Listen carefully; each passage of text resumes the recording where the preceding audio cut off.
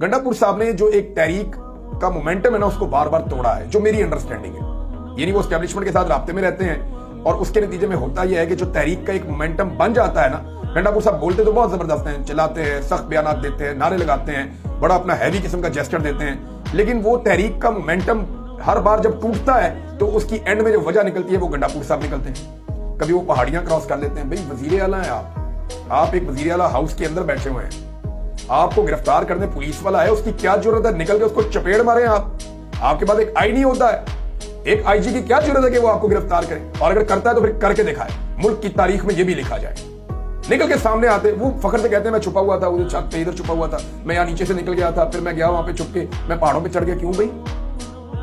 हम कोई इस मुल्क के अंदर बाहर से आए हुए हैं, हम कोई गोरिल्ला जंग लड़ रहे हैं, मालिक है इस मुल्क के भाई, इस मुल्क के मालिक हैं, सामने आकर फेस कर लेंगे।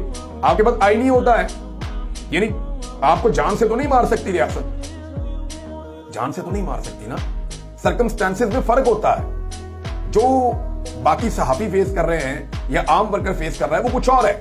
अली अमीन गंडापुर एक वजीर आला है, एक आई नहीं होता है इस सूबे का सबसे बड़ा। अली अमीन गंडापुर को अगवा करके या गिरफ्तार करके पूरा खैबर पख्तूनख्वा गले पड़वाना है इन्होंने अपने।